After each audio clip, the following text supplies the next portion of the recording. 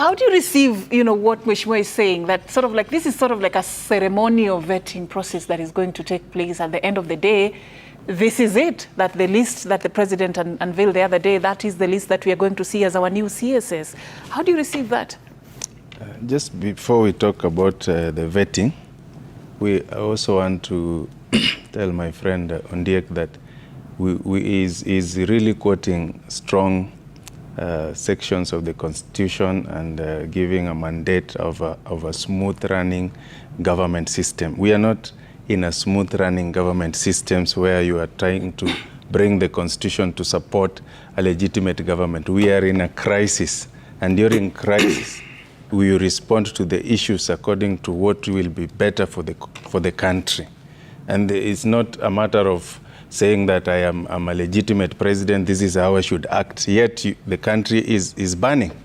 When in 2007, 2008, the government of national unity is not constitutional, but it was necessary because of the situation of the day. So it's not, let these people come to the reality that the country is not in the same situation like before. Let them not act in a status quo as if things are normal. Things are not normal. We are in an abnormal situation, and they have to listen to the public opinion. They have to listen to what young people are saying. They have to listen to what the Kenyans are saying. Now, when it comes to the issues of vetting, first of all, I'm representing the citizens now, and the Gen Zs and the millennials. We don't want this list first. That is number one. Two, under the pressure that we have created to this member of parliament, if they go ahead and vet people who we feel that are not qualified to be in this cabinet on the current situation, then they are bringing fire on themselves. Because you remember what happened. I want our leaders to be sober, to handle the current crisis with a lot of soberness, a lot of intelligence, a lot of consultation, so that we don't make the same mistakes. When the famous finance bill was thrown out, what happened to members of parliament who voted yes? You saw what happened. The public went there. Some of them could not enter their constituencies. Houses were burnt. The anger of the public is still out there. So they have to be very careful when they're handling these issues. They have to listen to the public more than they should listen to the president. The president yesterday was a bit tough, yes, but the message is the same. It's time to stop. Enough is enough. Let's move this country forward. What do you think? First of all, I think we are having a miniature environment that is prevailing in the country right now. If you look at the government representative here, Mr. Ondiek, is very hard on Churchill, because the president has painted a picture that civil society, funded by some Ford Foundation and stuff, are the people who are now pushing this second, third revolution of the Gen Zs, which is wrong, which is very much, for me, it is a wrong notion, because the Gen Zs revolution came naturally. And Safin, the reason why these young people are in the street is because of the tough living conditions that are prevailing in the country right now. The economy is very bad. And these young people, before, even if you ask them, they were never interested in politics. But now they are saying we are interested in politics. Why? Because politics of the day has affected their lives. They are people who have finished school. There are people who have skills. There are people who have talents. They want to be active. It is a very active age. And yet they're just sitting at home. In every house, these guys who are sitting here will testify. There are 4 or 5 young people who are jobless, just sitting there on their social media stuff. So the situation in the country is tough. I don't know whether these UDA guys have imagined the worst. Kenyans, we loved this TV series called Game of Thrones. And there's a guy who says, when there's a tough situation, I imagine the worst. I don't know whether this guy has imagined the worst that he can go. Because the power of the people, there is no power strong enough to stop the power of the people. I don't know whether the president has imagined that what people are saying can go can also be possible. Because for you to have level-headed mind and to come to your senses and reality and to solve issues in a more sober way, you have to also imagine the worst. This guy is still running this government with the old script, and yet we are telling him, please do this thing in the new script so that we can get a country that is serving the people and improving the quality of lives. And some of the suggestions we are saying is that we need a competent cabinet, and we need people who have clean track records. We don't need people like Chirchir who have very bad track records, who have corruption links beyond them. And we need people who, even in the public eye, Kenya is a country with a lot of professionals and skillful people. Do you think that those people who appeared in the office of the IMF outside the country, do you think they were sponsored by Ford Foundation? Are they civil society people who are pushing? The whole of this country is behind the Gen Zs. It's a public opinion. So what we are saying is, please, we need our country. We need this country to work. We need this country to sober up. And we need the president to come to the reality that there is an issue. All right. What we are saying is that let's approach the situation that is happening in the country with a lot of soberness. Let's have honesty in the dialogue.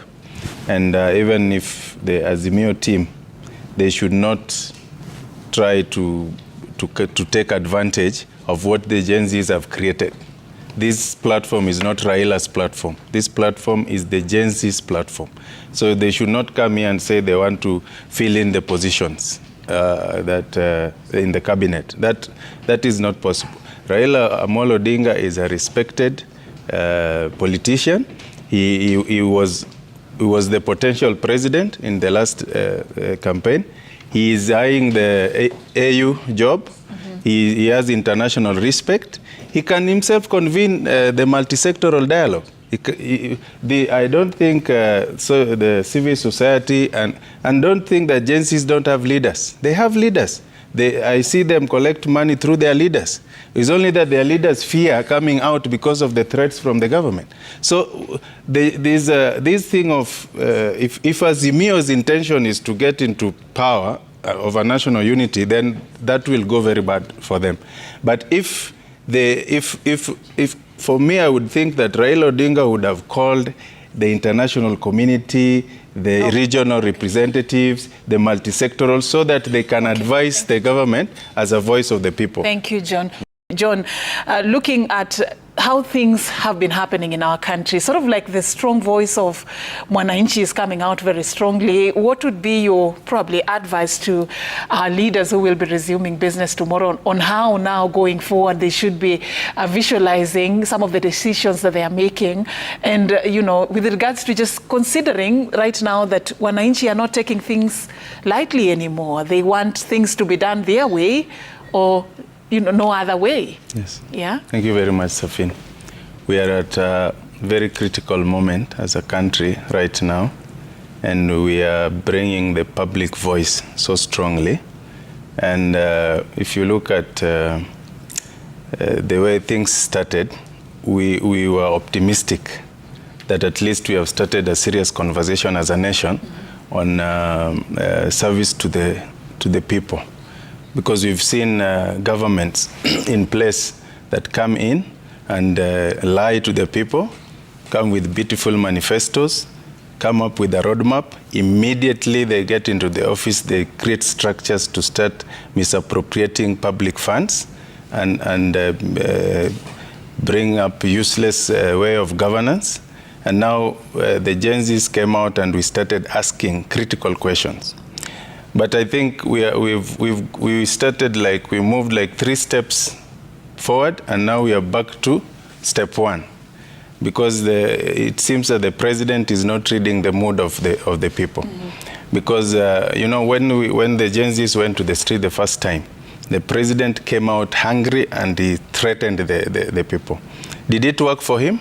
No, it didn't work, because the issues that young people are bringing up in the public. It's not about, there is no some section of human beings in this country called Gen Zs The issues they are bringing are issues of national interest.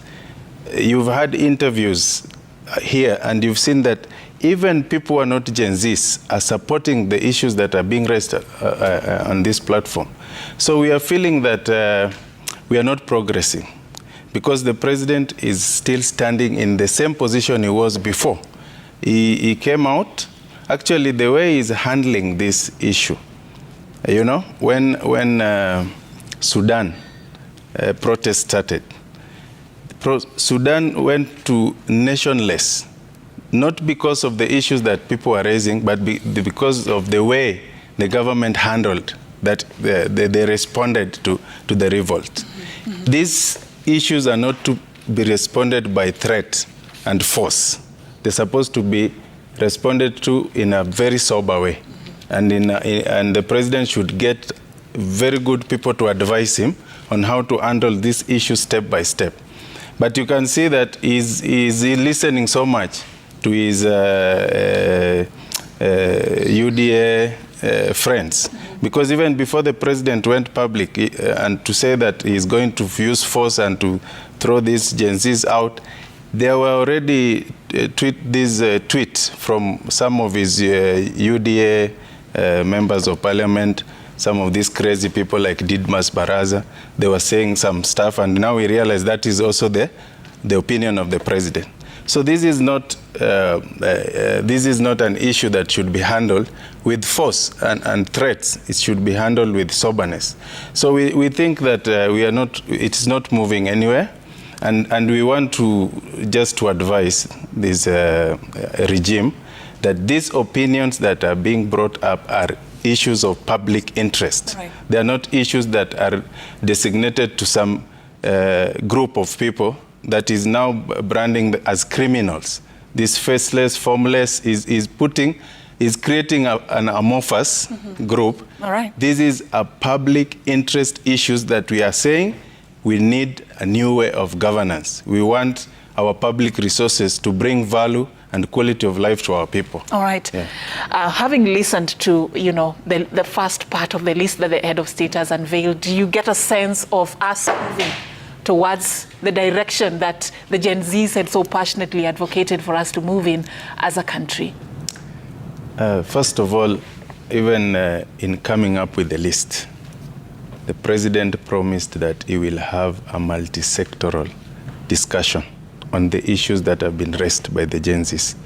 I think that would have been the first step, so that we would suggest what we want and what people want in going forward with the thing.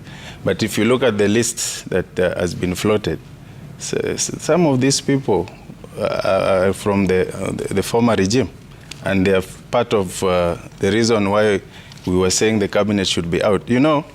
Initially, the Gen Zs were not advocating for complete bringing down the whole of the cabinet. They were not doing that. They were suggesting that those who have been tainted with the corruption issues and incompetence be removed from the cabinet. And when the president brought down the list, it brought some confidence in the people that he is serious about what he's doing. He wants to just start from a new slate. But then when he goes back and he brings these people back without following these steps that we were expecting, like dialogue, multi-sectoral, opinion of the public, because of public opinion has always been eluded to by the regimes before. They pretend that there is a public opinion, but it's never there. We wanted to give our opinion to this thing. The public is now, communication systems are available, the X space is there. He would have taken opinion, and even we would have floated some names of competent people to come to the cabinet. So we don't know where. He just sat somewhere in his room, maybe with some of his advisors, and he came up with this list. Just like Mheshimiwa said, Kithure Kindiki is there. Adan Ndwele, who tweeted the first time that he declared state of emergency, when people first went to the street. So this is sending a very bad message to to what is going on. It's like... Do you welcome the list? No. You don't No, welcome no, the I list? don't.